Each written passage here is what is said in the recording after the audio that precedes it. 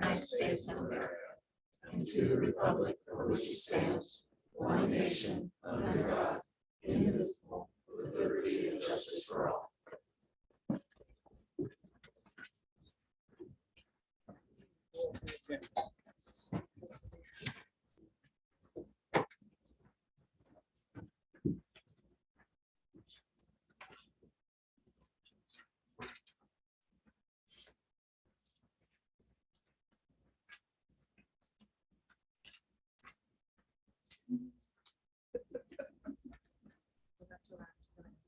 So I only have one question on our agenda.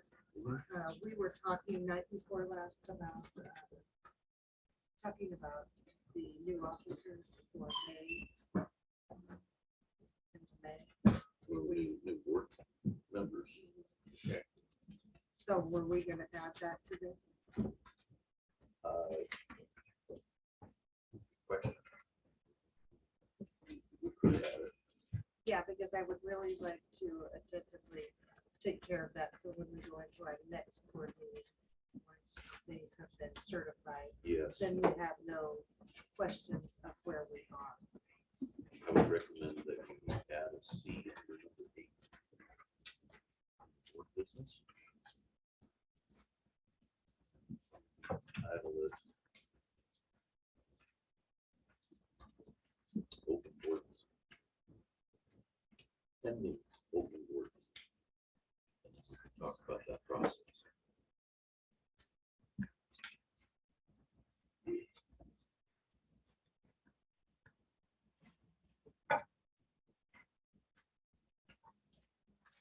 I just want to make sure we didn't skip that part, because Yeah, I thought it you're was right. gonna be really important that we just You're right. transition pretty smoothly. Yeah. So I'd like to make a motion to approve the agenda with adding 8C pending board position after certification.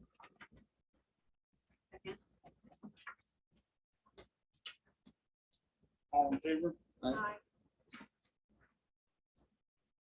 Three items, celebrate student success.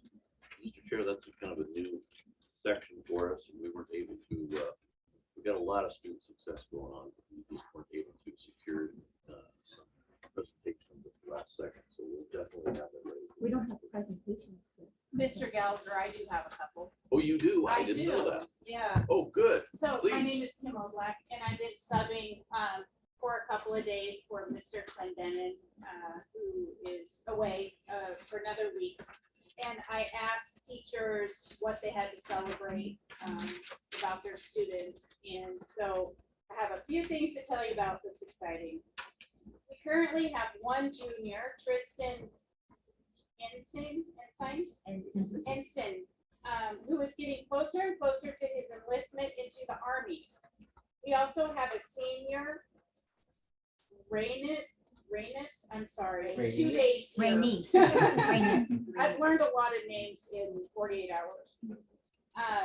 Mr. Ryan, who should be done, or Ms. Ryan, who should be done with her high school credits next week and able to work until her graduation date. We also have another junior, Lily Ullman, who is considering the National Guard as soon as she turns 17. That would mean that she would be drilling 1 weekend a month during her senior year and then doing basic training right after graduation. Another teacher reported Braden Connor transferred from Green Bay, Wisconsin in the fall of 2020, has completed all of his graduation requirements with the exception of half a credit of health.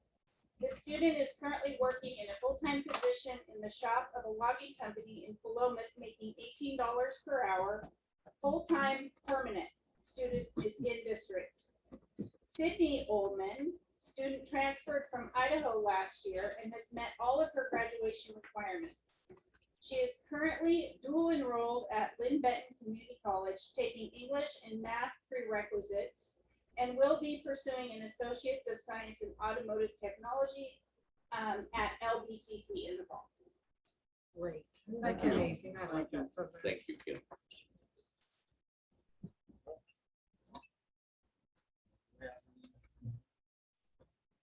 Blue cards.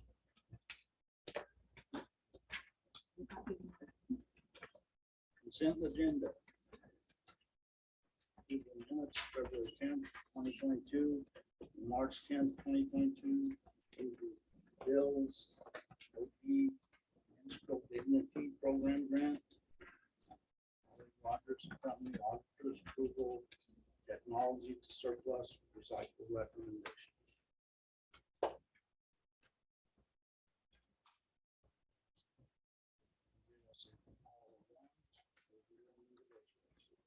Well, my question is now, we have 2 minutes. We have February 10th and March 10th. But I do believe we're missing minutes for a couple of other meetings that we did. That I do not have. Yeah, there were special sessions. For the executive sessions. They were both. They were both. Executive session minutes are. These are just regular board meeting minutes right now. Right, well, the reason I question that is because Mark Thielman resigned at one of those board meetings, and it is not in the February minutes, and it's not in the March 10th minutes. It was in another meeting, I believe. It was, and I tried to explain that to you that I'm behind. And I And will get them that's for the perfectly next, fine. I for the just wanted next to. meeting, I'll have them all caught up. 'Cause we Okay. had a lot of meetings in the last. We month. have, absolutely, Shirley, you worked super hard, And and I wasn't meaning anything bad towards you. I just No. wanted to But clarify. that's what, is that Yeah. I'll just find, but Okay, we'll have them in the next meeting. Yes, okay. Yeah. So I just wanted to clarify, that's all I was trying to Okay. do. okay. So I'm happy to make the motion to approve.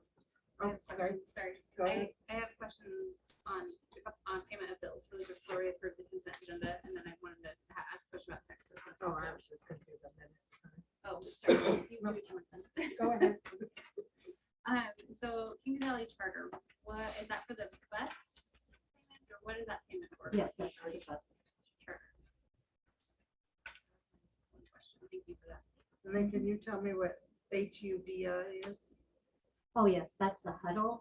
That's what they use to film the basketball games, the football games. You see them with that little yellow laptop thing.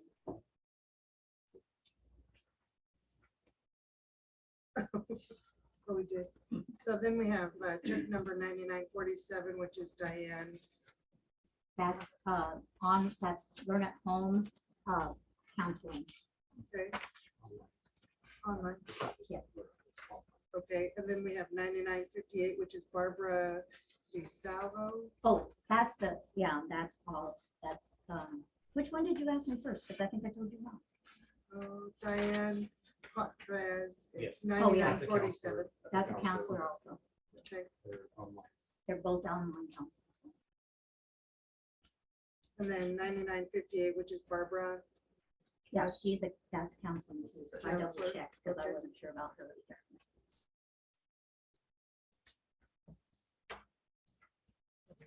T-Mobile is the only other one that I have a question about. T-Mobile also is our online school, like farm school, like down in Crestwood. Oh, both, oh, The hotspots. okay, okay. I just hadn't seen that on there before, so I just.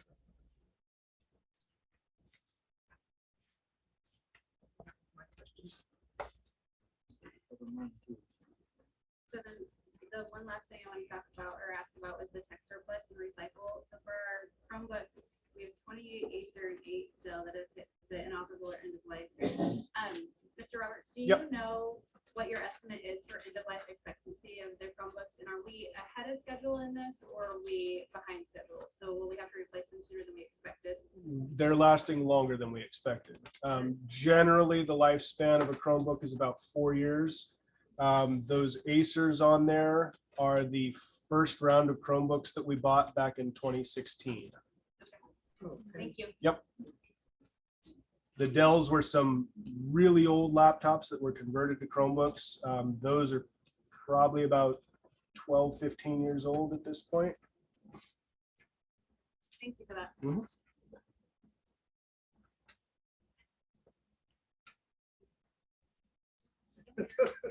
I was just gonna go one at a time, but we can do it all as one. So I'll make a motion to approve the consent agenda. I'll second. Favor? Aye. Aye. District reports and information. Thank you, Mr. Chair. First of all, I'm just really proud of our district. As I walk around and meet new kids, they're fun. They're really fun. Yeah. I actually got my first hug yesterday too. That was fantastic. And so it's some really neat stuff that is going on. So thank you, Kim, for that wonderful report on Celebrate Student Success. You know, I know there's been a lot of stuff going on, and the staff is so dedicated to what we call it, let's get rid of the noise and let's just focus on the kids. And that's exactly what I'm seeing happening in the district right now. And I think we should all be very proud of our kids and what they are truly achieving and how this is such a unique place. And Kim, I'm going to put you on the spot again because it was fun to watch her come into the district and see the exact same things that I saw within 30 minutes of you. And wouldn't you say that, Kim? Yeah, I walked through the back door as a complete stranger, and within 5 seconds, a kid was interacting with me, and I just knew, like, I can tell immediately from being in lots of different schools that I was walking into a school with really good kids. They were receptive to me. They've been nothing but polite to me. They want to have conversations with new people. I see them being outgoing, friendly, and that always speaks volumes to me about a community that I'm stepping into. So I just wanted to share that with you. Thank you, Kim. Thank you, Kim. So at the top of the board agenda is our motto. It says Alcee School and Community share responsibility for creating a safe learning environment where performance and behavior reflect high expectations. And I'm just asking everybody to let's refocus on that. That needs to be the focus of our district. And the testimony that you hear from Kim and my observations and others also all the time really dignify this model. And it's just a fun place to be. So also, I've got to say the staff, they're stepping up. It's amazing to watch these staff. There are some areas that we're deficient in right now, and I'll get into that at a much later date. But the staff are just stepping up, and they're helping where they can help, and they're making sure that the needs of the students are being met. I see that all over the place.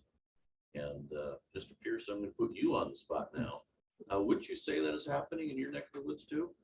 Yeah, I do. I believe that the elementary teachers are very caring and nurturing to our students, and they're very positive role models to them as well.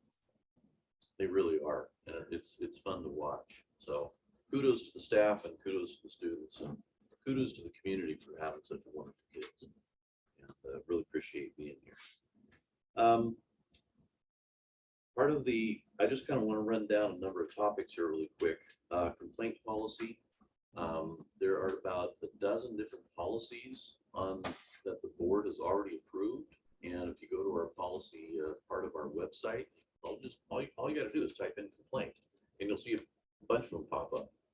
And all of these have to do with how we resolve complaints to the lowest level possible.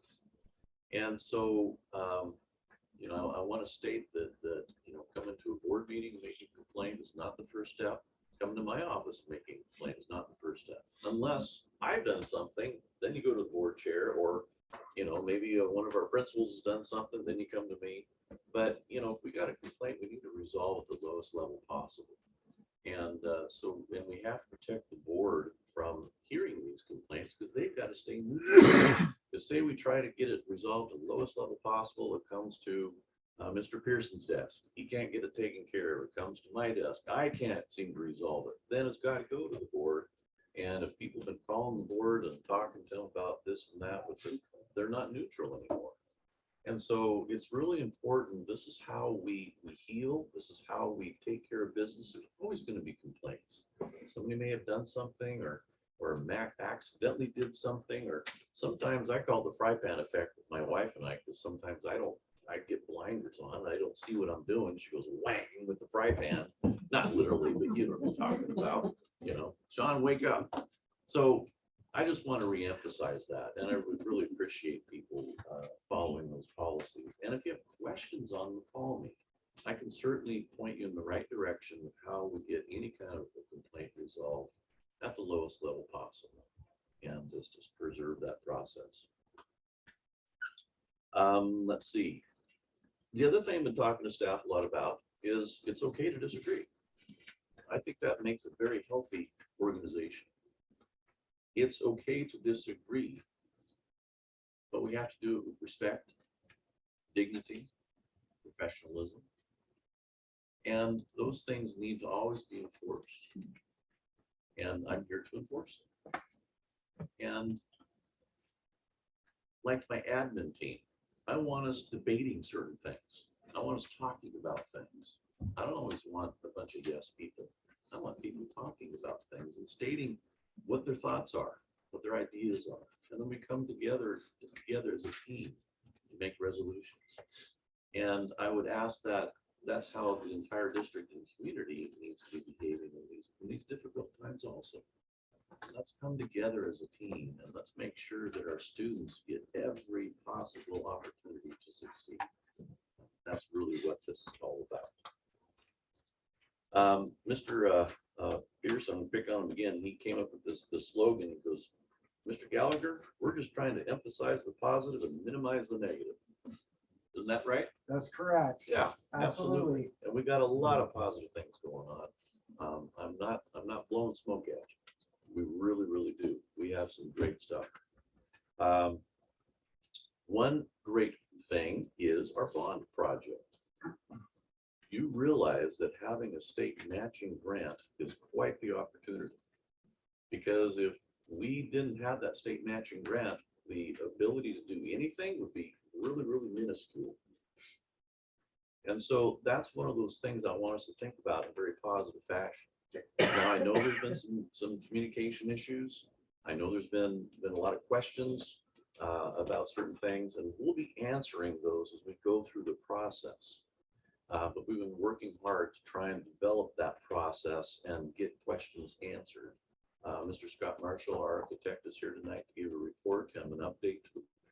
But also, we've been working on prioritization of projects. And as soon as we get that information kind of disseminated, we'll be calling another bond oversight committee meeting, because I want the bond oversight committee to be an integral part of that project and understanding what's going on.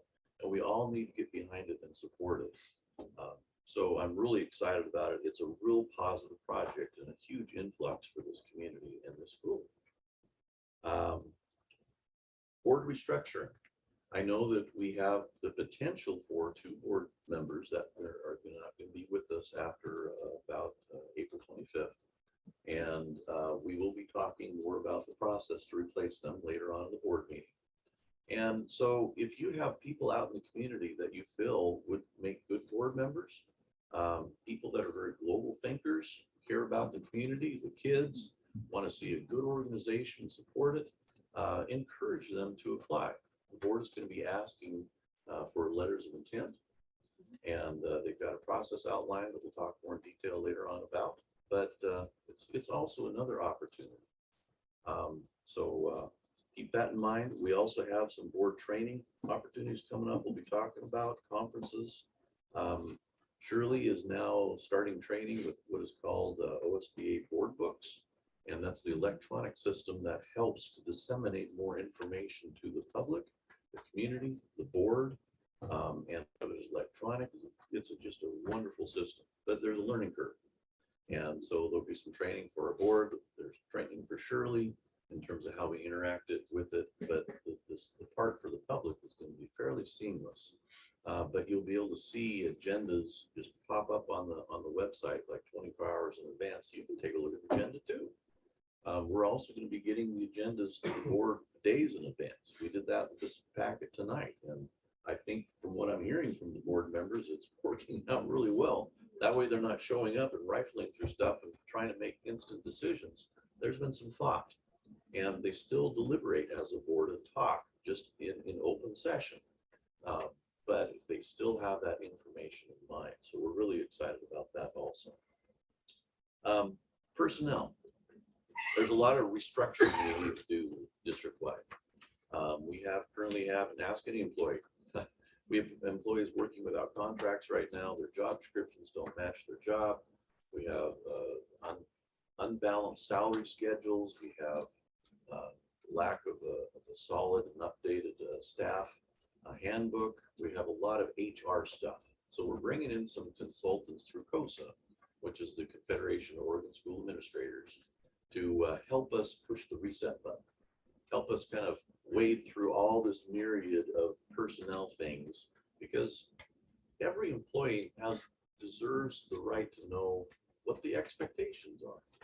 What am I supposed to be doing here? And I hear that a lot from our employees. Well, I was hired for this, but I'm now doing this and this and this and that. I'm just trying to help out where I can. And in the goodness of their hearts, they're doing everything they can to make sure that they're trying to address the needs that they see. But we need to make sure that we're giving them clear expectations, and we're appropriately compensating them for the jobs that they're doing. So we're going to be bringing in a team to help us push the reset button and kind of work through that. It's going to take some time. And I'm also working with the certified union, collaboratively with them. I want to partner with them. And that's very, very important, because they also have a vested interest in the employee groups to making sure that they're properly supported.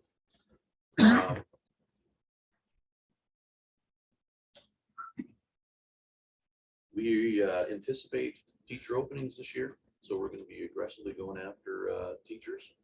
And so again, watch our district website for openings. If you know of other teachers that might be interested in moving to this area or are already in this area, there'll be a number of openings, and that's okay. That's pretty normal for any school district every year. We're also advertising right now for a business manager. So if you happen to know somebody that has those types of qualities or interests, encourage them to apply.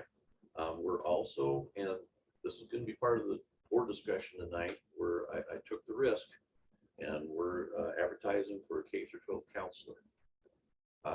As people come in, and especially with my observations also, we need to have a trained counselor, K-12, on staff to be able to take care of the social, emotional well-being of our students and be a go-to resource. A K-12 counselor is not a psychologist. They're not a behavior specialist. You know, they don't have all those specialty type degrees, but they can help coordinate and point kids in the right direction. Tanya Everest is our LBL superintendent. She's here tonight, and she has those specialists. She has the behavior specialist. She has the psychologist, and she works directly with us to provide us with that kind of support, because there's some students that are going to need that kind of help. And so we're kind of just pushing the reset button with a lot of things. And again, it's all about supporting our students. That is our number one goal. Our number one target is the students. And our number two is supporting all the staff to support the students. You know, we have to have great staff to support the students. And one of the questions I always ask somebody when I interview them is, why are you applying for this job? And if I don't hear kids somewhere in the reaction, if all they do is say, oh, I just love math. I just love math. They don't tell me that they like kids.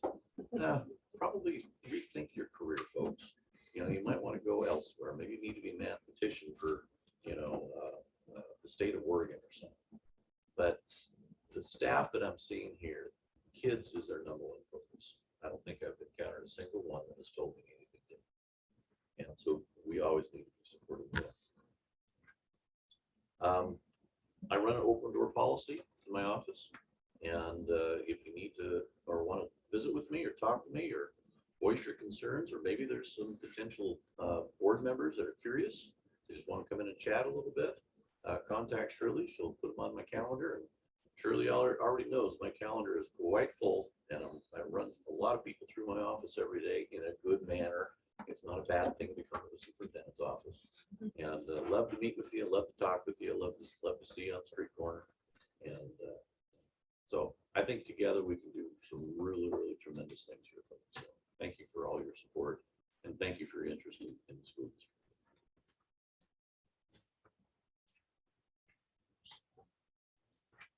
So we're going to.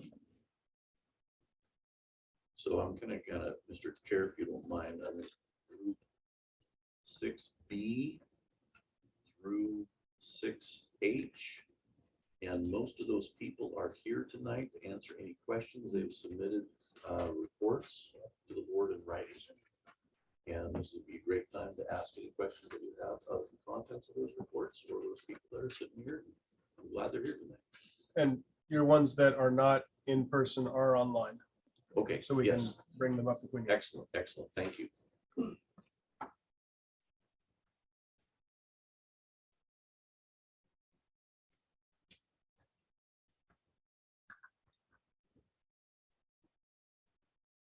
So just so the public knows, we have a report from Mr. Clendenin, our secondary administrator, Mr. Pearson, our elementary dean of students, Mr. France, online administrator, Cheryl Doe, our sped administrator, Carmen Martin and Rich DeBoard from transportation, Keenan Elbers from maintenance, and Joy Jordan from athletics. Should we start my list? Go ahead. This is your time. So is Mr. Clinton online? No, But he he's is not, not. okay, He's then I'm not. gonna just pass on that one. Yeah, sorry. So that's fine. I mean, I didn't know if you wanted to talk to us while he was on vacation. Very much. Well, that's ridiculous. How rude. Mr. France. You are running a pilot program for the mental wellness being with your 6th through 8th grade students for Learn from Work. So first, I think that's outstanding, and thank you. With lessons from that, would your students be willing or open to presenting to the board on what they've learned with that? And then also, has there been discussion on integrating that into the brick and mortar? That's the program, like just the concepts of it. We can, it is a national pilot, so it's not just that. Other school districts, regional are also doing that, but yes, I would approach that, and say, hey, how do we, public it can be, it's designed. to be- I'd like to hear how it goes, and I'd like to consider looking at how we can incorporate that to our brick and mortar. How about if we roll it into your report for May meeting? And we can talk about anything else that anyone presents. If I would probably hit, I'm not sure that program to possibly, I can't guarantee it's available, but I can look at it. Good, thank you. So, thank you for working with them on that.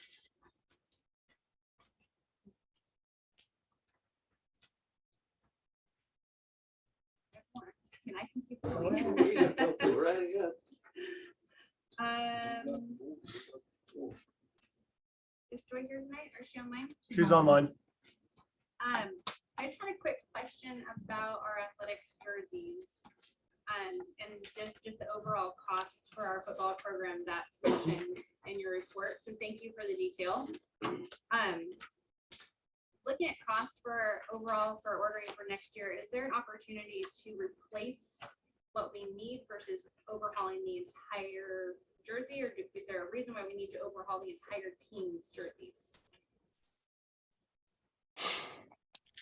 Okay, can you hear me?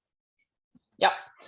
So we always say you save money when you buy in bulk, and we did have to purchase uniforms even last year to keep up with the demands. So it was just looking at purchasing in bulk.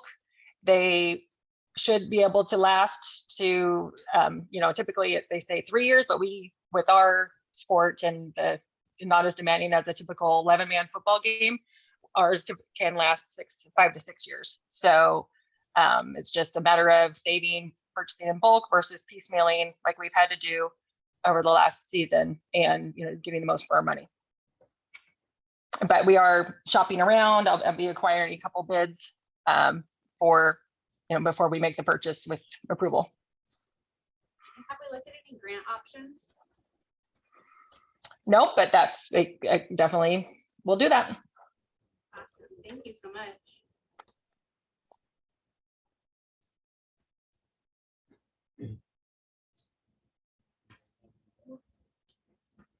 Silly. Nope, that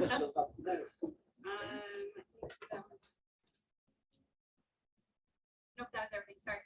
Those are all my questions. Thank you. Have some. I'm good. Dean actually has asked one of my questions, so. Mine too. I would like to make a couple call outs if that's okay. I think it's really exciting that we're working on some ASL, so American Sign Language clubs for the students. So I think that's great. I hope these students are using that as an opportunity to put that on their resume, because that's something that we're sorely missing in communities, is needing interpreters in any language. I called out to mental health well-being for our students. And I also wanted to thank Ms. Doe for working with our staff to support student IEPs. So thank you very much for giving them the training they needed to support our student populations. Absolutely.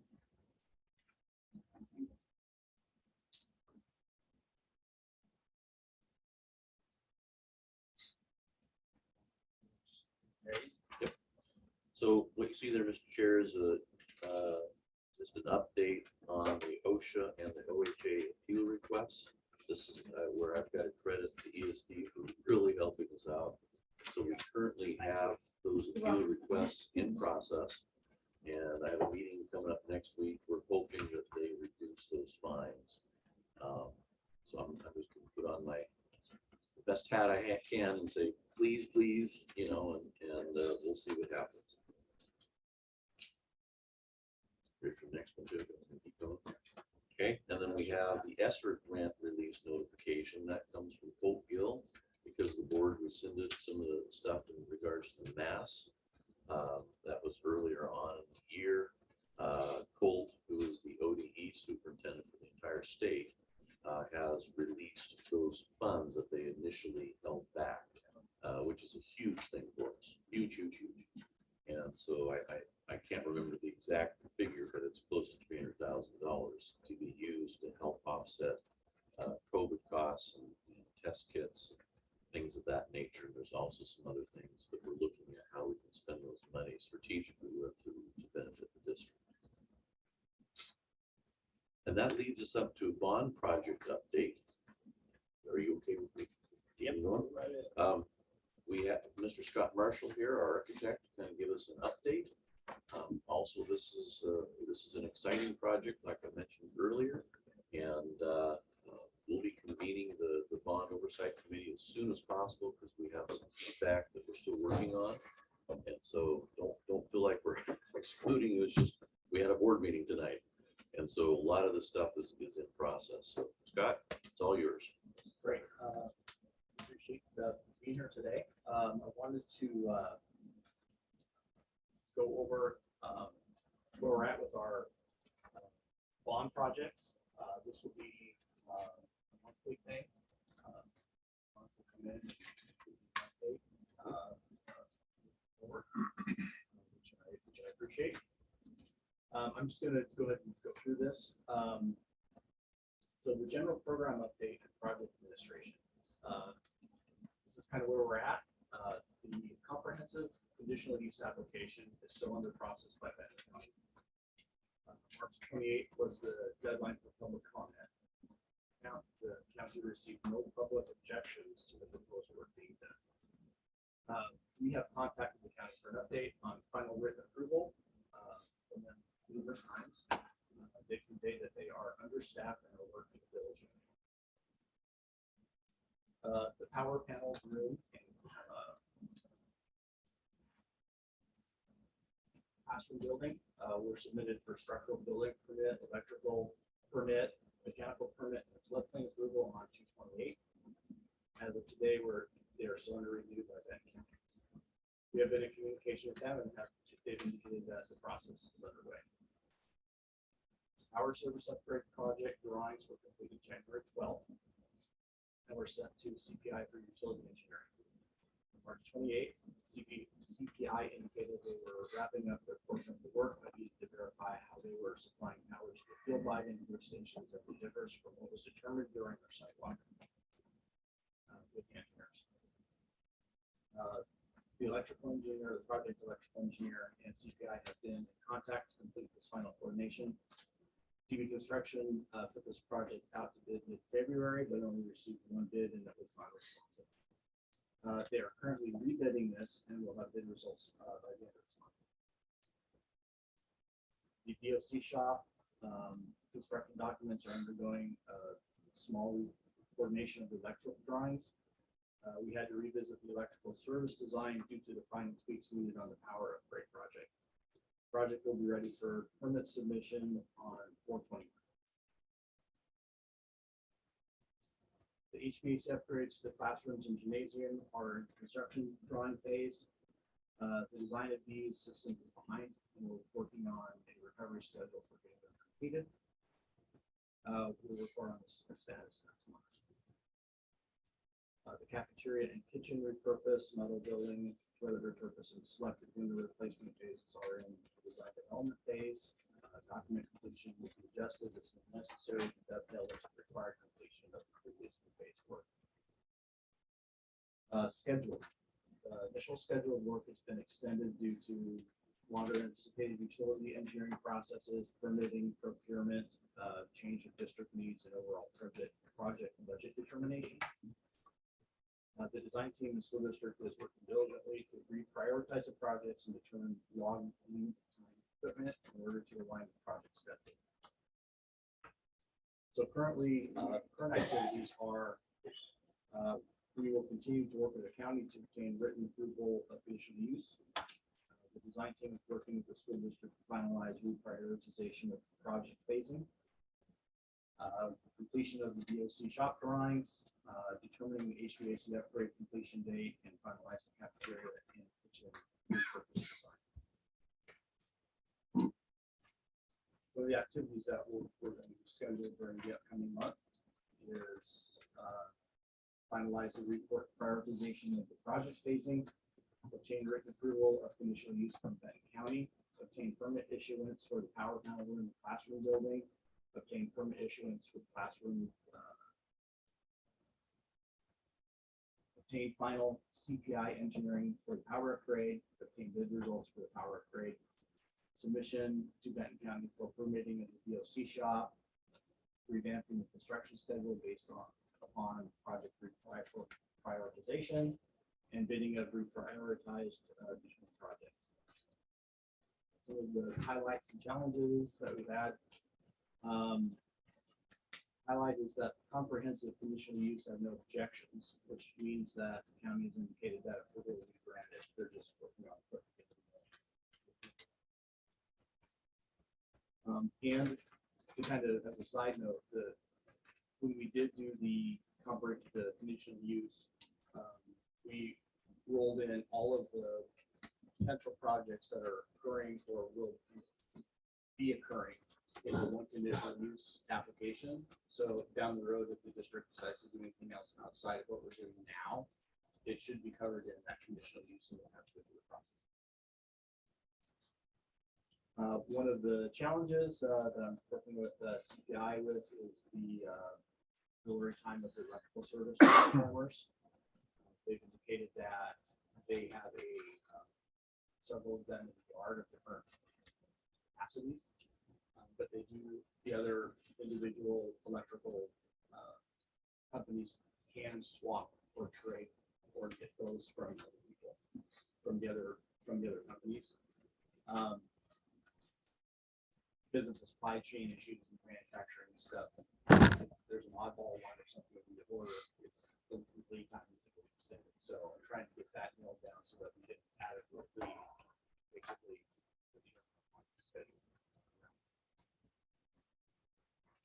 Funding date on fund expenditures are $363,832 out of overall bond. You guys have any questions for me? So do you have a copy of that schedule that you can pass out to us at some time? Which one? that you just read through. You should have that. Yeah. I didn't see it, but that. I gave it, it was new tonight, You- so you- it was on. Yeah. I'll look. Yeah. That's my fault. I did it too. Okay. That's totally fine, thank you. And it is already posted on the bond part of the website. Okay.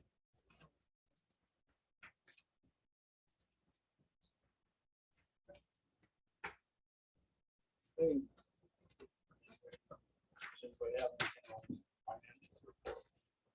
Any questions? Well, we have Nancy Hall. She's joining us online. She had an extenuating circumstance and couldn't be Thank you, here in Scott. person. Thank you. Thank you, Scott. And so she's here to explain to you the financial report. There's 2 sheets of paper in front of you. There's a elongated, grid matrix.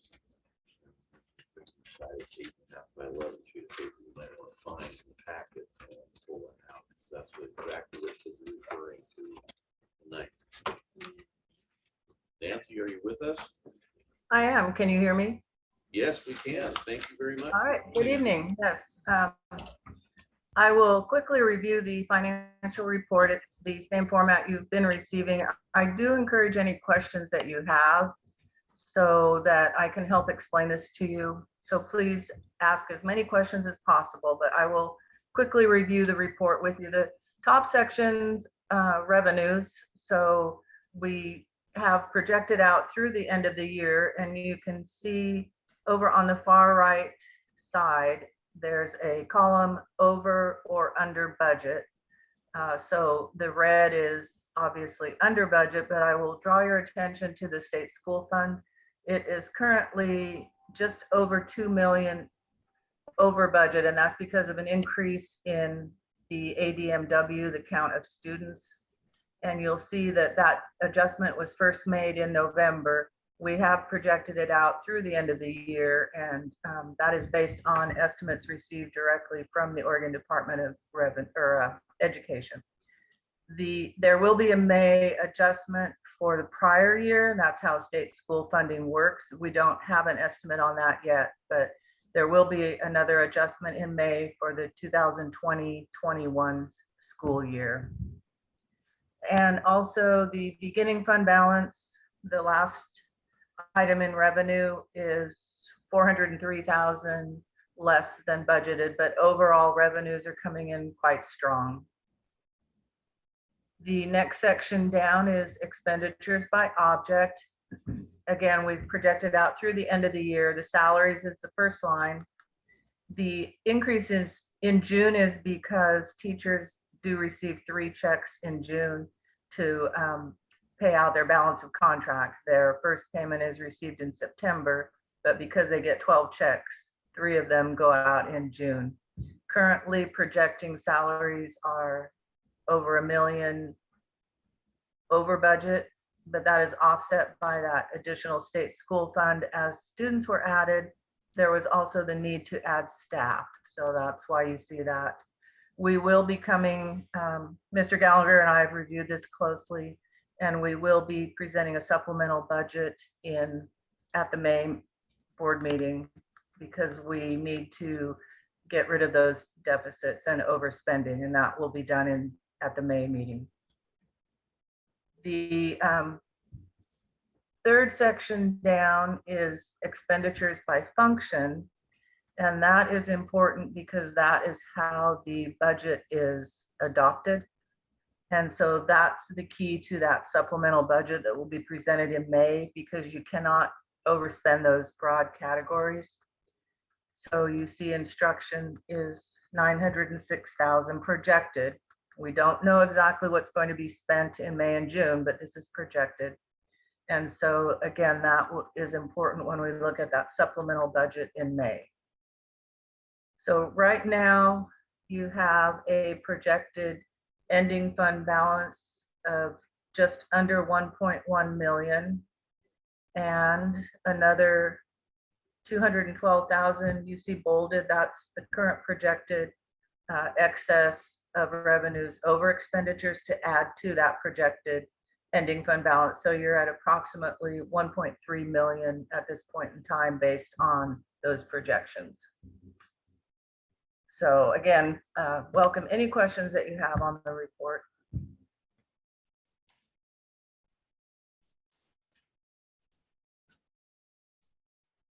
I appreciate the explanation.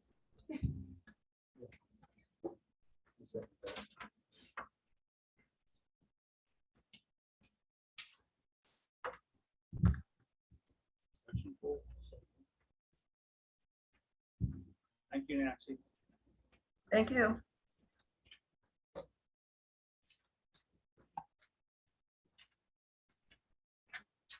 Action items. Yes, Mr. Chair, we have the LBL ESD local service plan to approve tonight. And again, let me introduce Tanya Evers, the LBL superintendent, to talk to you about the service plan. You want to have this thick document in front of you to kind of reference, but she's going to walk you through this. Tanya, thank you for being here today. Yeah, you're welcome. Thank you.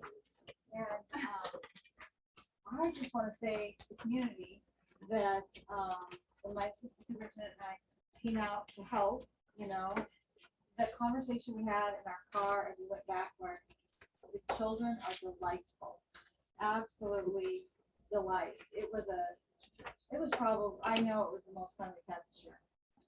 I say that completely and honestly. So anyway, so I'll Thank you. get back on topic. Yeah. Thanks for having me tonight. And so the ESD is a local service plan for our 12 component districts, you being one of them. And I'm not sure how much you know about the local service plan, what it does. So I wanted to just highlight a couple things for you tonight, if you can entertain that. And then you're free to ask me questions. All right, so in this local service plan document, we updated this document 2 years ago, hoping that this was a really accessible, understandable document for anybody who could pick it up.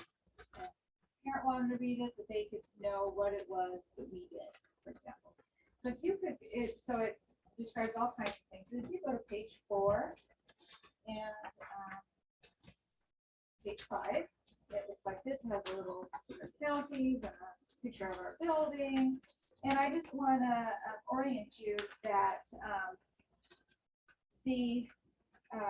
there are 19 education service districts in the state, and ours is one of them. And we have a large footprint, as you can see in the state, how wide our geographic area is. But all school districts are under the Oregon law. They're served by education service districts under 4 main components, and I'm going to go through those. Just highlight them briefly in a moment. And the whole purpose of education service districts is to help school districts achieve their education goals in an economic and efficient way. We're especially helpful, I would say, to small school districts because it's very, very difficult to, you don't have enough students, for example, that may need occupational therapy. If you don't have enough students to afford a full occupational therapist to be on site, but you still need occupational therapy. And those are the kinds of things that the ESD does for all these little small school districts is we provide occupational therapy, those sorts of specialty services. And so that's just a little bit about why we're here. And then I'm going to have you go to page 16 and 17.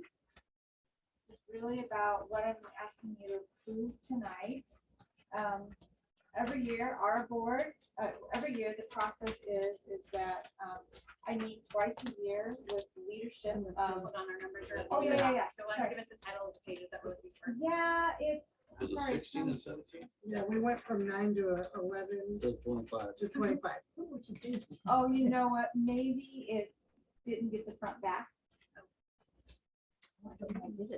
Maybe. 24. I don't know. 11. It says 24, resolution 25. service allocation. The main word here is resolution service allocation or tier 2 resolution services. Look for one of those 2 pages. It's in the first third of your document.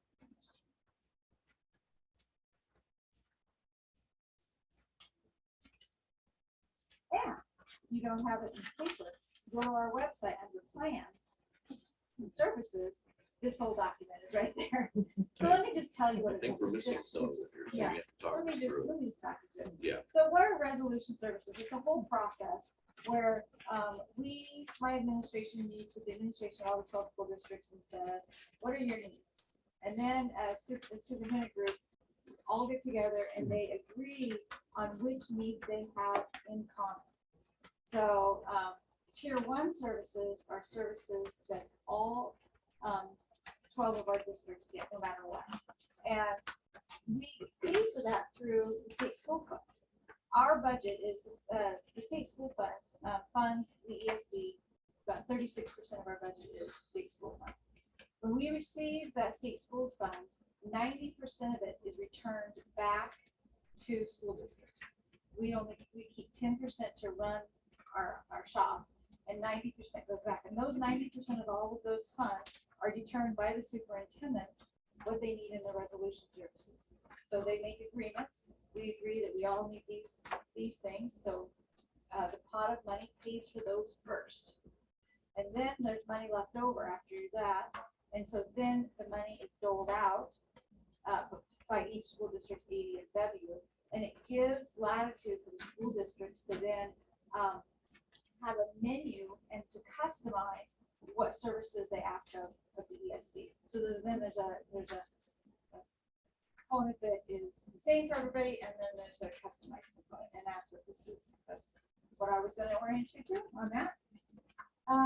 The next page I was going to have you go to.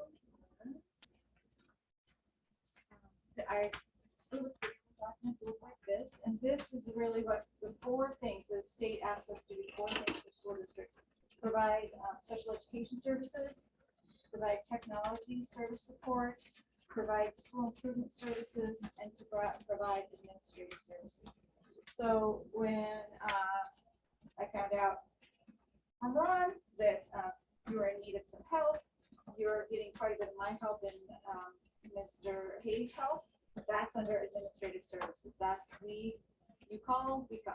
That's, and then we have, and so then the whole document is broken out by color so that you can see which, and it tells a little bit about, we do audiology screening to make sure kids can hear, and it just talks a little bit about that, and it shows you how we pay for it. One of the, and then in the document on page 54, if you already have a page 54, it has your specific school district. You can see data about how, page 54, and it has your school district logo and how. Okay. Yep.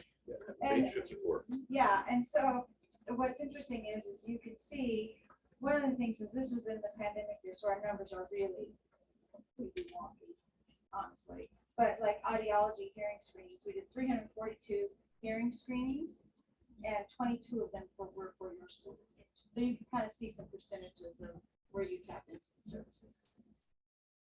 And then finally, the very, very last page is the resolution document. After the superintendents say what they want, we then redo this plan, and we update it completely every 2 years, and then we do minor tweaks here. We're in the minor tweak here. It looks like a signature page. Oh yeah, very last page.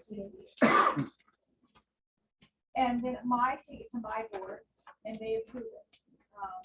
And then once my board approves it, this resolution document goes out to all 12 school district boards for their approval. And so that is what I'm asking you to approve tonight.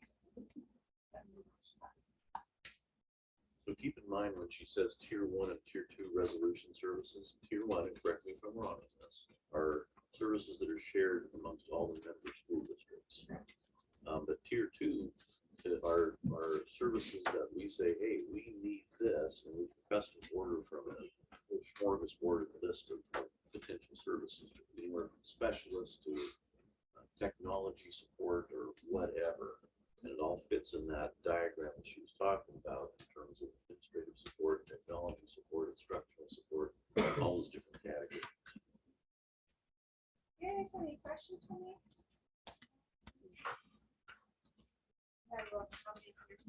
Yeah. Thank you for having me. Appreciate it. Well, we appreciate you.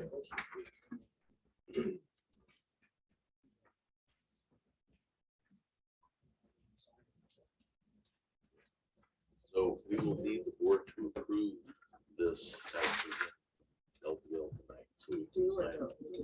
Yeah, we do. So we need a motion on this. So I'll make a motion to approve the LBL ESP local service plan. I'll second. Favor? Aye.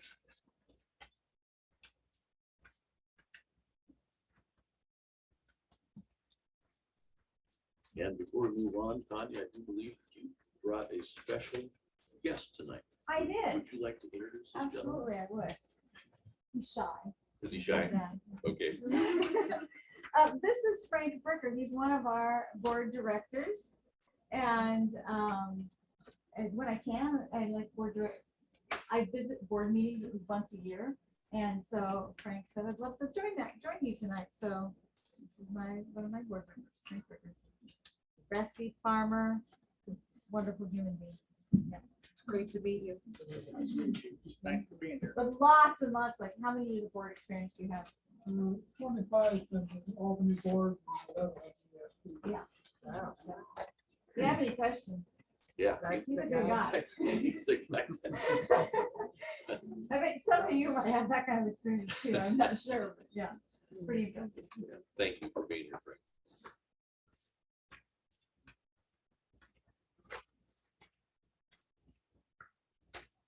Recommendation for online programs.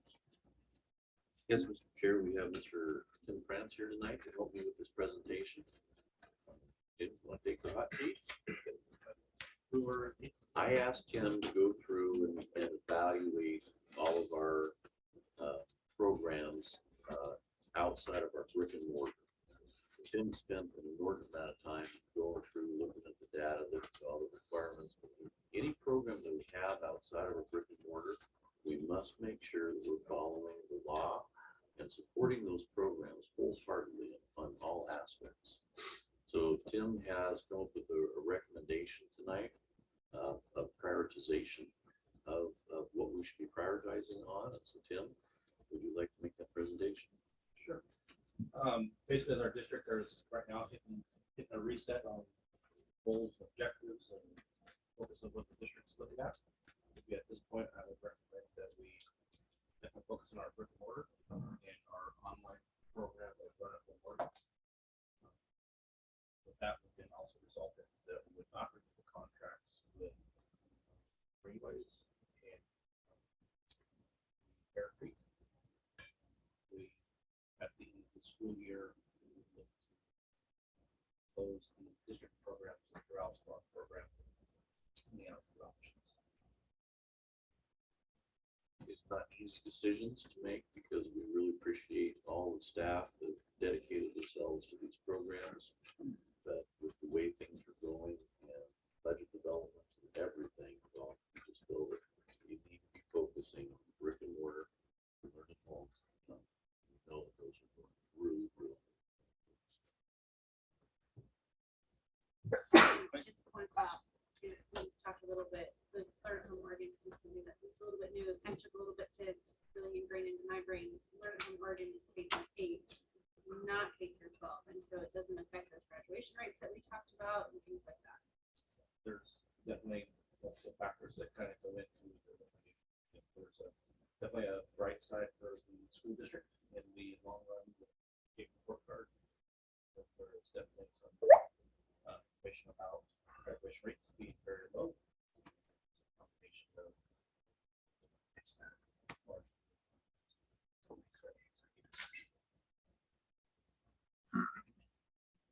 That's your question. That was my question. Thank you. So how many kids are going to be affected through Greenway and Bear Creek and the Corvallis Farm? Right now, the largest 47. The options is 46, 48. different ways to develop. And all these numbers always, every day, it's a living in the 40s. Bear Creek is 16. Corvallis Farm at this point is actually 0. That actually does give me one more question. I apologize. We're looking at these services and the decisions that we're making tonight. Is there an option for the students in these programs to switch to learn at home or again? Or some of these will include the 9 through 12, but do you have those numbers at hand on how many we're impacting tonight? Range that wouldn't have to learn at home or an option? There is roughly about 80 kids that are directly impacted with high school. Probably most likely part of this transition plan. We try to find another well from the high school.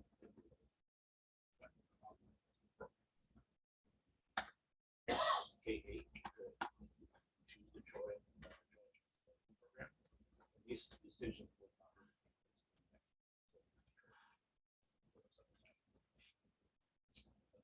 have the opportunity to join this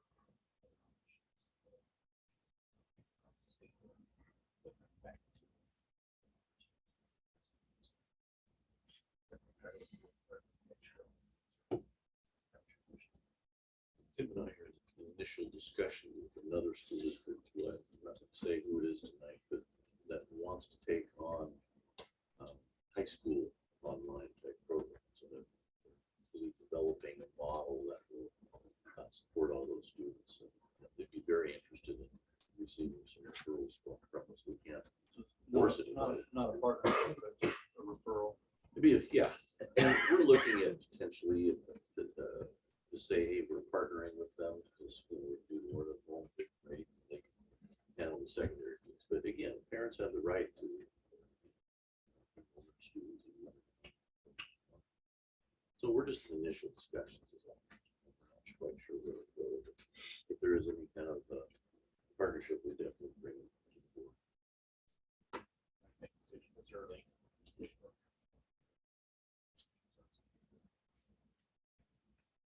So have we already moved out of the Corvallis Farm school? Yes, we have given the notice that we are by the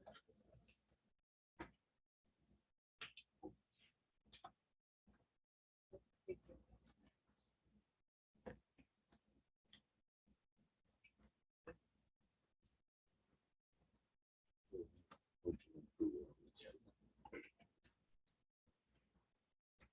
We're looking for non-renewal for Bear Creek. So the contract expires, we're just not going to convert to. Yeah, that's not done. Make a motion for non-renewal of the contract with Bear Creek Greenways. The two that have contracts. I think it'd be better motion if you don't mind. No, it's fine. To approve the recommendation as presented. That way it doesn't get so technical with every program. Nope, you're absolutely right. Yeah. I make the motion to approve the recommendation as presented. Favor? Right. SBA policies review service. Yes, Mr. Chair. This is a service that I have worked with in multiple school districts, and it is excellent, especially for the low cost that they're charging for the service. I know it's one thing that we've talked about in terms of we've got board policies down all over the place, and we've got a number of them that are way outdated, reflecting current state and federal laws. This is a program that OSBA sponsors. They have a whole team of attorneys that they specialize in policy development. And with this regular policy rewrite service for $8,000 plus minimal expenses, they all come down to the district in person. But I work with Rick Stuckey a lot on these, and it's another way to push reset. And it gets the board up to speed with all their policies in a 4 to 6 month time period. And then from then on, it's just a matter of just maintaining, which is very simple. And so I'm recommending that the board approve this. I can personally guarantee this type of thing. Well, I will make a motion to We'll second. All in favor? Synergistic creations. This next part, Shirley, do we have, or Nathan, do we have our attorney waiting for us online yet? Nancy Hungerford, She said probably 9. she said probably. Is that 9. She the said she talked to me. executive session or? Well, she talked about 9, but then said by 8. Oh, So I'm not sure what. she told me 9. Shirley, you want to try, do you have her number? Phone number? Yes. So, Mr. Chair, as she's contacting our attorney, we'll have to go into executive session with our attorney. And then after executive session with our attorney, then I would suggest the board decide what they want to do on Synergistic Creations contract. We'll consult our attorney first, so she's trying to get a hold of Nancy. How about if we move to instructional calendar first reader? Is that okay? Okay. So, Mr. Chair, what you have in front of you is the first reading of the instructional calendar for the next school year. I'm going to be working collaboratively with our union leadership as well as our staff. And we want to bring this to you just for first reading tonight. I think the more eyes on this and the suggestions that we can gather, the better. My goal is I would like to see it approved at the May meeting. Because it's so important for families to know what the schedule is, so they can plan vacation, they can plan work schedules, all those important things that families go through. So take a look at this. If you see things that don't look right or you have questions about, just email me. I'll be working with everybody else in district to take a look at this. Same thing with people in the public. If you see something that doesn't look right or whatever, we're also making sure we're calculating our Division 22 instructional hour requirements with this calendar to make sure we're meeting those requirements. And so we would like to get this taken care of by May. So There's the nothing to- schedule starts us on August 22nd. Yes. Seems awful early. 16th would be our Yeah, teacher in insert- service. Yeah. Yeah. The second instruction. Yeah, Seems 22nd early. for kids. Seems early. That's, yeah, part of the cycle. It has to be, but on the 15th is actually the fall spring practice date. That's supposed to be. So that is early, so that is also sure what the real estate. You also get what's out there.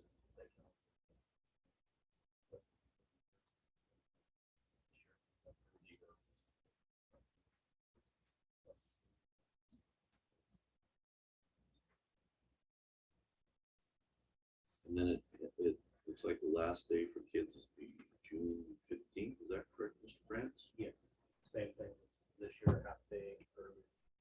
Yeah. It's the same thing that we had this year. Two conference dates. You don't have to play conferences. You have a lot of school. Sections of G terms. First semester. 98.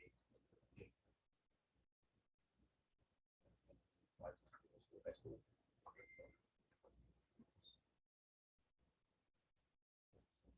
Dates on the side of different events that are happening.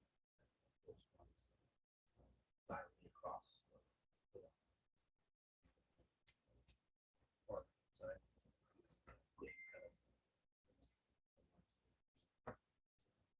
Informational on the calendar is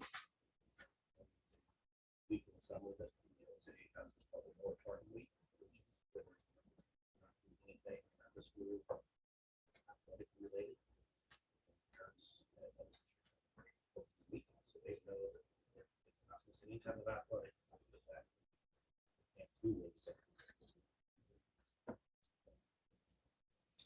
And the J term is for students that are struggling and needing to get work made up. Part of that and the process of that, yes. So there is what we call interventions. for those students that are not passing the process, doing as well as we can. But, those 9 days basically their grades within the semester. That helps reduce the number of credit recovery classes you have to offer, because sometimes it can have a 57% failing rate. These extra things also gives kids a chance to have very interest-based electives. Because that's one of the unfortunate negative thing at small schools, we don't always get a lot of them. I have before that. Without activity, now you have a chance of 4 high interest type of electives. That's a very positive thing for great depth, because it's only 4 days.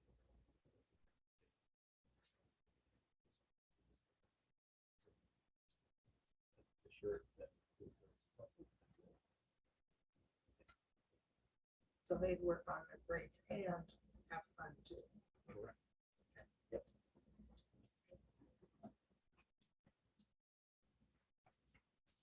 I can put the minutes.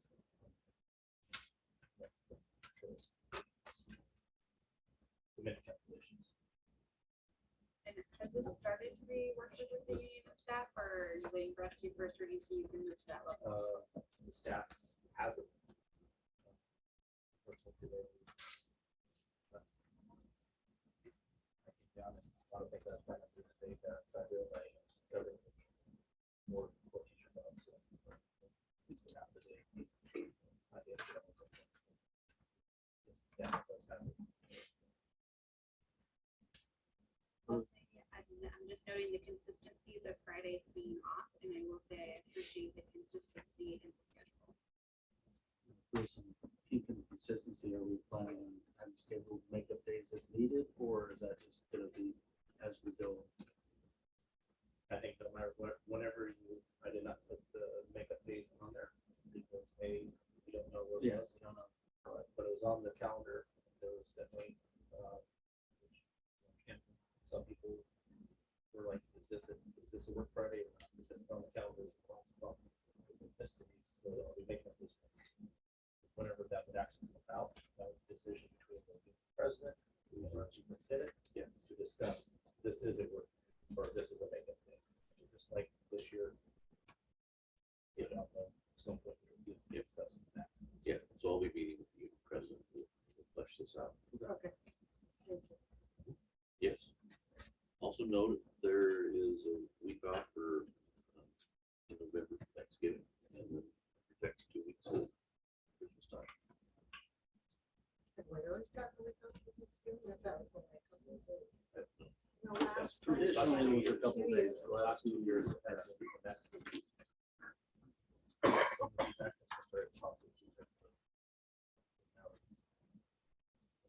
Full break, the mix of service, half day, full day. People traveling, it's that virtue of penetrating. So.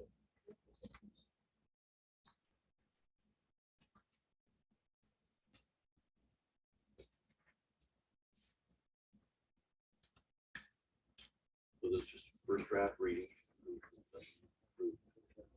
Yeah. So, Questions? I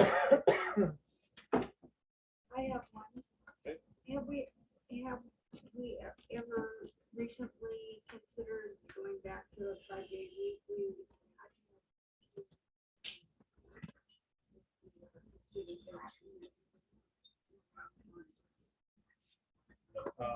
And it's, as you say, that the state is actually one of the districts that are looking at going to the 4-day week for teacher retention. And yeah, next year they're basically people need to be very attractive to have teachers. Certainly good. So I don't think I've had that discussion about it. I just wanted to bring it up because people ask. Yes. Yeah. Hey, Shirley, you can use the phone in RTI too. Tracks the year. Yes, All it those does. days, so how many weeks you have. That's close to. that's not on the table, but if that were to be on the table, then I would be interested in how our students do and our staff success rate of students. in schools get to be the discussion for today. But if that were to be a discussion, how that really impacts our students.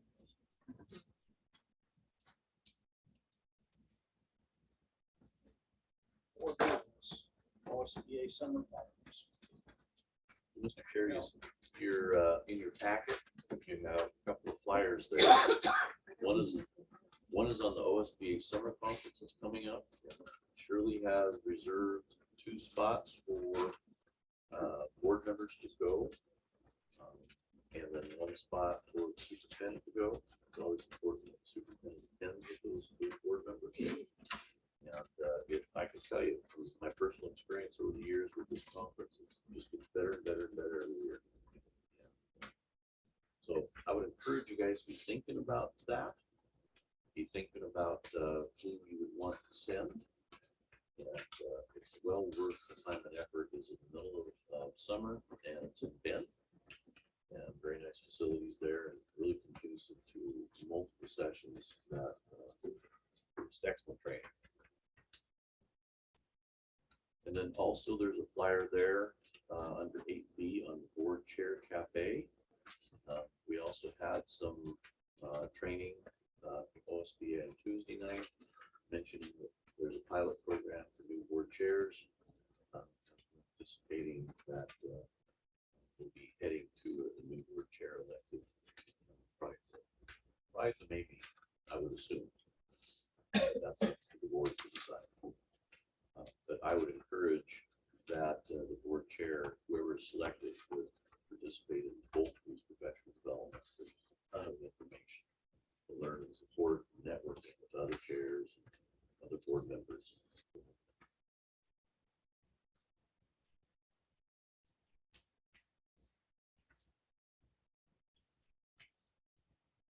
When do you want decisions regarding who's being sent to the? I would say that it would be ideal if the board decided at the May meeting, but it could be the June meeting because we already have the spots. We already have the spots reserved. And so it could be as late as June, I guess.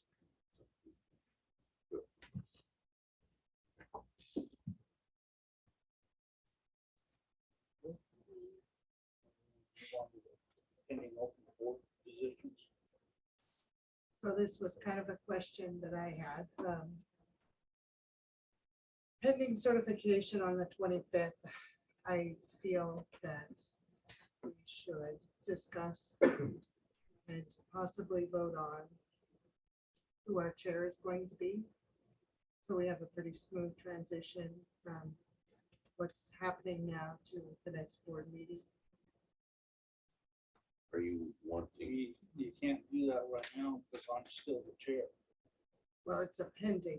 Yes, If it's not been official, yes. it's not official. Well, that's why I was asking about that, because No, we we had can't do discussed it. We would have Actually, the OSBA person said we could with the pending. Yes, to the chair. yes, Okay, yes. That's right.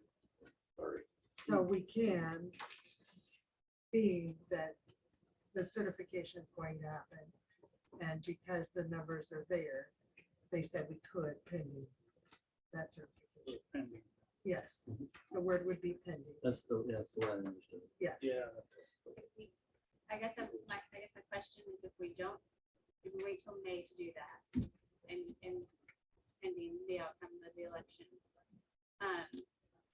What does the quorum look like? Is it it's just 3 people then, correct? Yes, And it's just normal majority or all have to agree? all 3 would have to Okay. agree.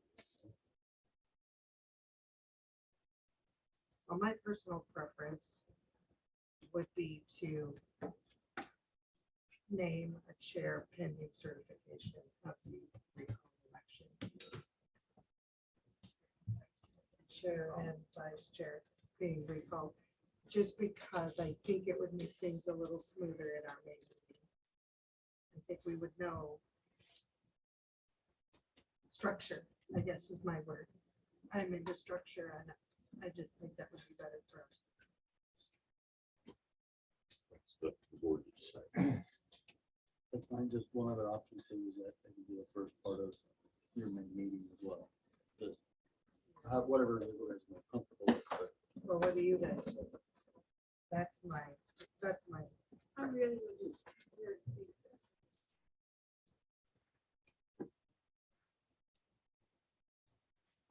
See the benefits to both sides because you have it streamlined.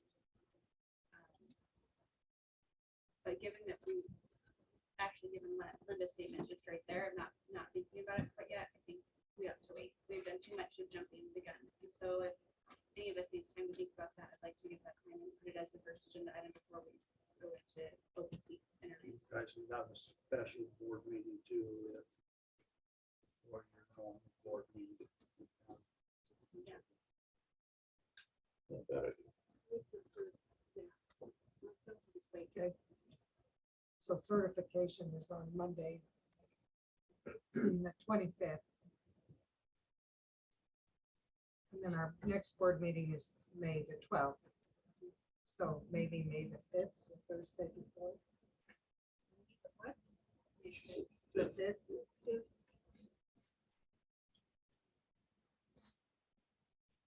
Does that work for you, Linda? I don't have my calendar here and I don't know. What day is it, Monday? It's a Thursday. Thursday? And 5th is Thursday.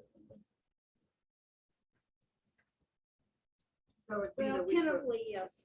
Okay, so it'd be the week before our normal board meeting. Yeah, I'd rather have it not be the same week as us. Right, so the week before. All right, so we'll set a special session for May the 5th to review the certification. Good motion on second. So I make a motion, we set a special meeting for May the 5th for review of the pending vice chair and chair of certification and then electing new chair and vice chair. Oh, sorry. Favor? What time did you want the special session? Let's do 6. That works for everybody. Does that work for everybody? I'm good. Linda, does that work? for you? That's fine. I'd rather it earlier than later. I can do even a little earlier, whatever you guys want to do. Okay, 6. Do we want, however, do you also want to discuss our work session outcomes from Tuesdays? The public understand what we're going to be doing with the, is that? You bet. You want me to discuss it? Sure, go right ahead. Up to the chair. That's fine. Ron? Okay. Yeah. Or So we had a work session on Tuesday and pending vacancies. We developed a process with the help of OSBA to come in and talk through what are we looking for as a board? What are we looking for the students in this district? What are we looking for collaboration and team with, not just the board as a whole, but the superintendent and everybody involved. So Shirley is going to be working on putting all of this together, but there will be a requirement for a letter of intent to run for the board. There will be an interview process, and the board will then select an open session who fills those seats. We did decide in our work session that there would be one place to get all of these instructions, one place to fill out the letter of intent, one place to turn in, so that there wasn't multiple separate directions. Communication as to where that one place is will go out in multiple different facets, however, so just keep that in mind. The letter of intent will be on the website, to be honest. Yes, it is. It will be. So it'll be on the website with all the instructions and requirements as well. So if there's any questions, I would point you to Mr. Gallagher to answer them. Yeah. But the board did come up with that collaboratively and in agreement. So we're thankful for the opportunity to work together for that. Absolutely.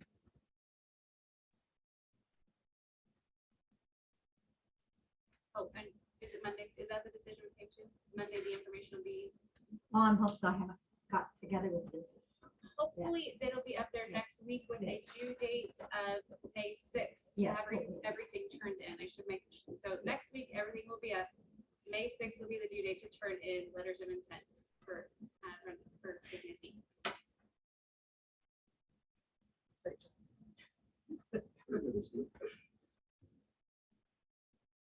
Personal consent agenda. Mr. Chair, you have some hires, resignations, and the Dean of Students contract, Mr. Pearson. Individually or vote to approve all of them? I think we should just go ahead and approve them all at once. Yep, I agree. Go ahead, Linda. Make a motion that we approve all the personal consent agenda 1 through 6. A second. Favor? Aye. Make some calendar updates. Also, we'll make a Yes, so Mr. Chair, you should have a memo that was added the last second on makeup days. Mr. France really took the ball on this one, so thank you for all your hard work on this. But we missed multiple days this last year just to do a variety of different reasons, and we had to make sure that we're meeting the state instructional minimal hours requirements. It kind of varies based upon the grade level. And so we took a look at that, and if we make up one day, we can do it. It also means that if we miss any other days because of inclement weather or HVAC goes down or electricity or whatever, we'll have to make up that time also, because we're right on the edge. So if we make up just one day, and this is all brand new as of this afternoon, and I want to get it in front of the board tonight. I need to meet with our union on this, and we're identifying.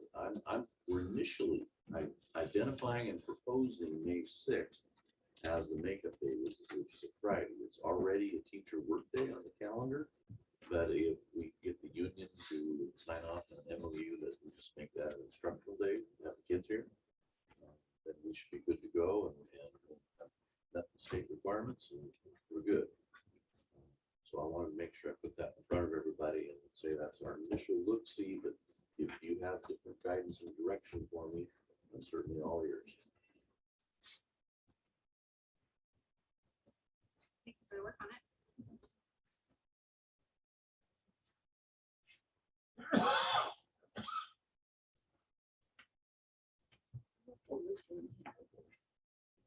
What you looking for? You need a motion to move forward on it? That would be good. Okay. Yes, sorry. No problem.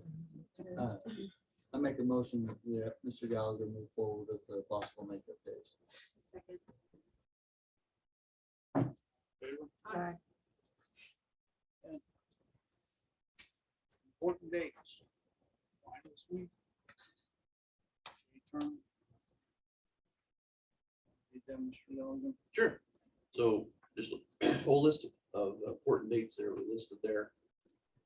Just so the board is aware, we got finals week, J-term, prom, very important date. Senior banquet, graduation. That'll be Friday, June 10th at 7:00 p.m. at the football field in grandstands. We're going to hold it outside again. Mr. Clinton is already making arrangements, just like we had last year with the tent and all the facilities and sound and the whole bit. So he's hot to trot on that. It's looking really good. Then we have 8th grade promotion. We still have not determined a date for that. Also, since we're looking at important dates, our budget meeting is May 19th. Shirley, what time does it start? Is it 5 o'clock? 5 o'clock for dinner and 6 o'clock for the meeting. Okay, and Nancy will be here in person to present the budget.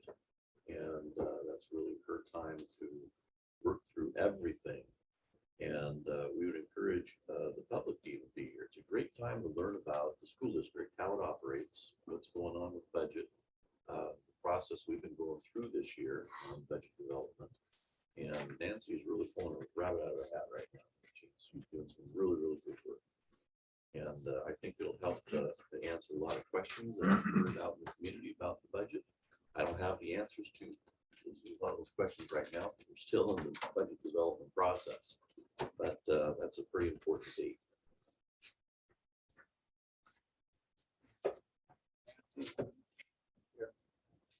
think so. Has she called Yeah, in? she's still on. No, not that Nancy. Hmm? The other Nancy, Nancy. Nancy. She called in yet? She said 8:30. Can I Um, ask a question about dates really quick before we move on Yes, with that? yes, please do. Mr. Pearson gave a report in here that we were looking at possibly doing a fifth grade promotion this year. Is that just in discussion that might get updated? Did you say The fifth grade will it- promotion? Will it be on the same day as the kindergarten one, or were you looking at doing a separate time? That's still to be decided, but I believe it will be on the same day as kindergarten.